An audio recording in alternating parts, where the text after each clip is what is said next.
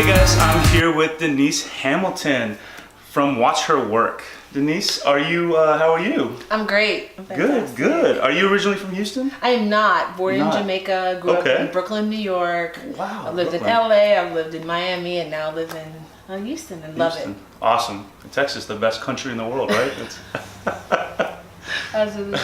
So Denise, what made you start this project? First of all, what is Watch Her Work? What is Watch Her Work? So Watch Her Work is essentially a digital learning platform for professional women. I started Watch Her Work to solve essentially my own problem. That's awesome. I had been an executive for about 25 years, and I had been the only woman or the only African American in so many different situations that I became kind of a lightning rod for mentees. You know, awesome. Easily I could have done 11 coffees a day because everybody wanted to hear the tips of how do you do it and what do you overcome. And I also realized like how fortunate I was to have a network of women that I could pick the phone up and talk to, you know, whenever I had a challenge. And everybody doesn't have that. So it occurred to me like we're really expecting this small group of women to be in charge of equality in the workplace. And I was like, how did this happen? So I knew that we needed to scale mentorship. And so that's what we set out to do. We just kind of turned on the camera because essentially people are asking the same questions, right? Like it's the same general topics that are coming up over and over and over again. So let's capture different women's answers and experiences with these topics. And that way everyone benefits. One of our catchphrases at Watch Her Work is you shouldn't have to have powerful friends to have powerful information. I like that. That's awesome. Yeah. That's awesome. So I guess you kind of answered the next question I was going to ask is, you know, why you made it and kind of, you know, how you did it. Well, I mean, so you said you came originally from the corporate world and then you took kind of a big jump, I mean, that's huge to do this. And you kind of embody everything we're trying to do this month, which, you know, celebrating National Women's Month.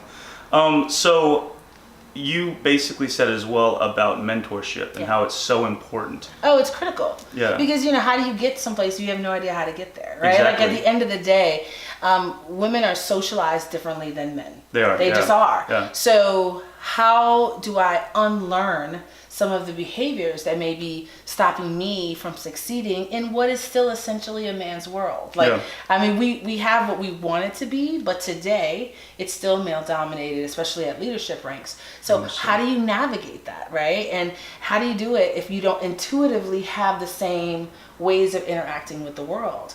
I mean, take 2 4-year-olds, right? You take 2 4-year-olds to the playground. The little boy falls down. What do? You go over, you check for mortal wounds, you dust them off, pat them on the butt, and send them back onto the playground, right? Yeah. What do we do with our little girls? Oh, come sit by mama. You want a cookie? Right? We're teaching our boys to be brave and our girls to be perfect. Yeah. Right? So that's the conditioning that we've gotten from this really young age. And so how do you unlearn that? Right? And I think mentorship is critical, especially if you just don't think in a competitive way. Like, I am fundamentally not competitive. Yeah. I'm a collaborator to the edge of the world. I would collaborate. I want to talk about everything, right? That's awesome. Yeah. But the challenge of that is the world is competitive. Sometimes there's only one spot. Sometimes there's only one opportunity. And you have to have that eye of the tiger and that edge to get in there and compete. I have been mentored and coached to step into those spaces where before I might have shied away. Yeah. So finding mentorship in whatever way you can find it is critical, I believe. So who is your mentor? Who did you have one? I have an army. Yeah, that's awesome. I have an army, and they're men, they're women, they're older people, they're younger people. I have mentors that help me figure out how to do my calendar and how to do Canva and how to do, because there's a lot of technology stuff that I may not necessarily feel 100% comfortable with.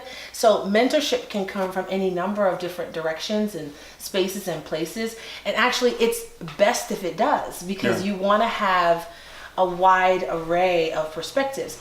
That's why people ask me often on Watch Her Work, why didn't I just ask 5 women all the questions? Yeah. Why do I have so many different women? I said, because life is different if you're pretty at work or if you're not. If you're tall or if you're petite. If you're heavy or if you're thin. It is. So you want to get perspectives from different people, their different experiences, and how they're managing those different situations, because those perspectives can be wildly different. And you learn a lot from people that are really different from you, and you learn from people that are like you. So I think collecting as much information, as many great solid perspectives as possible is critical. I have a firm belief, don't ask amateurs for expert testimony. I like that. Yeah. Got those great one-liners. That's awesome. That's awesome. And you know, you seem to be in a lot of groups. I mean, do you find that very important for someone, you know, not even a woman, just somebody in, you know, just out there, just to associate themselves with different types of groups? I do. I think that there was a time where, you know, you went to school and you learned this set of skills, and then you brought those skills to the market and you worked a job, you know, based on those skills. Those days are gone, right? The currency of today is not a skill, but how do you learn the skills you need to learn when you need to learn them? And do you have a mechanism of continual growth and continual sharpening of your skill set? And I think, you know, iron sharpens iron, right?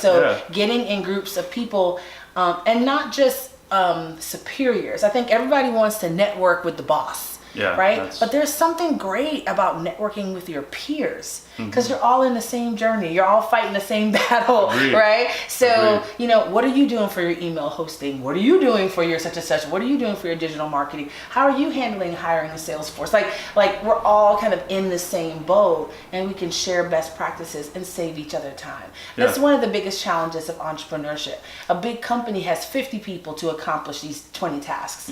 You've got 2 people to accomplish 100 tasks, right? So it just creates a shortcut opportunity for me, is to establish really great, strong relationships that can give you the information you need and just help you skip a step. Who doesn't want to skip a step? Right, or 4, 5, that's 12, right. So you said that you're originally from Jamaica. I am. So not only are you a woman of color, and an immigrant, I mean, that's amazing. How am I surviving? I'm 48, which means ageism, that's a whole different other beast, especially in technology. Yeah, but you know what I've realized with women, all y'all just like a fine wine, you just get better with age. It's awesome. It's so awesome. I'll pay you later. But I mean, for, you know, being those 3, have you had any roadblocks? Have you had anything that you've had to kind of get over? You know, I think that the first battle is in your head, right? In 2017, Black women received 0.2% of all VC funding. Really? Right? 0.3. Oh, it may have been 0.3. Don't misquote me. Right? Yeah. Like, you have to be careful not to let that stuff into your spirit. Right? That I'll never get funded. They'll never back me. And my idea is never going to move off the starter's block. Like, you know, they don't give me what they give them. Like, you have to really suspend all of that. And you have to figure out how to make bricks without straw sometimes. And be open to that creativity and that problem solving. I think of myself like hip hop. You know, I'm from Brooklyn, so everything is hip hop, right? Like, I remember when none of the record companies would sign any hip hop artists. And they made those records and CDs and they sold them out of their trunk. Like, that's not you hear about that in rap songs, but that's really how this whole game started. Look, Jay-Z had to make Rockefeller, right? I mean, absolutely. And they really created their own market. Now, hip hop is the #1 dominant musical genre in the world.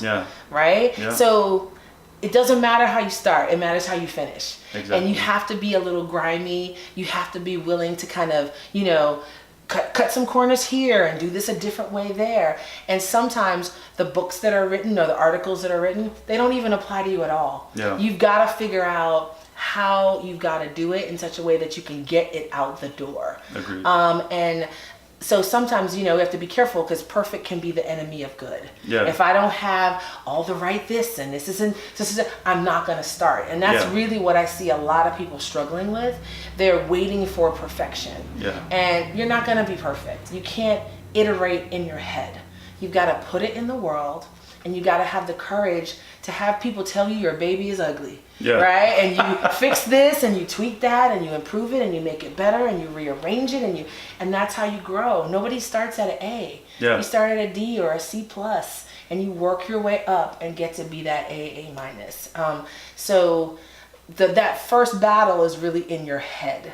You know, there's people that definitely would not give me the time of day, that are now, my phone is ringing off the hook because they want to invest and they want to be a part of it. And I'm like, well, I don't need your money now. Yeah. You know, I needed it then. Exactly. And I think that you have to kind of just play the game that's on the field. Yeah.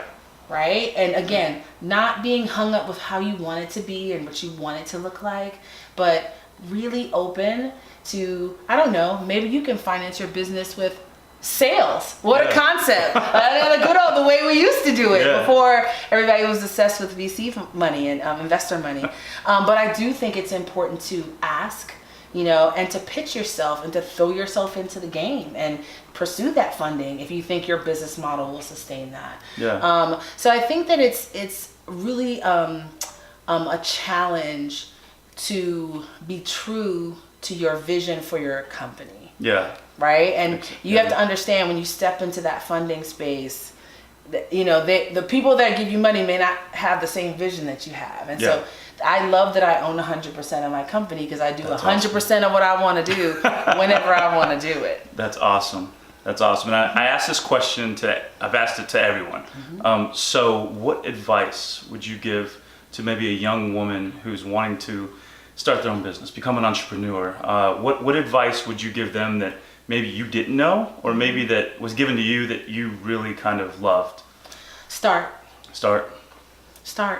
You're not gonna die.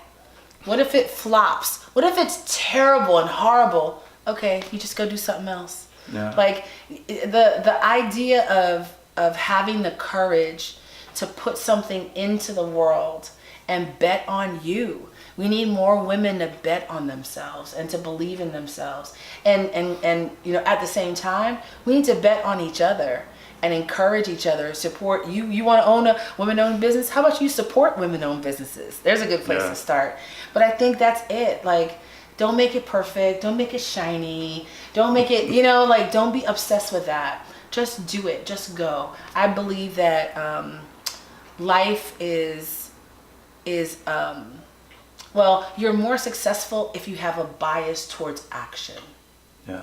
A bias towards action. Be the person that does. Sometimes we can get really hung up talking about what we're gonna do, maybe when all the stars aligned and when everything falls into place. And that's just not how the world works. So the best advice I can give anyone is start, go, do. I love it. And do you have a website or anything? I do. It is WatchHerWork.com. And we got a lot of great things going on in the next few months. We're going to Bali. We're taking 100 women to Bali. We're doing a Watch Her Work, Set Your 2020 Vision retreat in Bali. Because I mean, we're going into 2020. Like, it's epic. We're going to do something big and amazing. So a bunch of us are going to Bali. And we've got a number of different things. Go to the website, check it out, events that are coming up, courses that we're doing, and just really watch the videos. You know, you got a problem, you got a challenge, it's free. Just jump on there and take a look and see, you know, how someone else is thinking about solving a problem, and it may be the thing that unlocks it for you. That's why I did it, so please use it. Yes. Well, Denise Hamilton, thank you so much for meeting with me. Absolutely. And this is wonderful, and more importantly, Happy Women's Month. Bye. Bye, guys.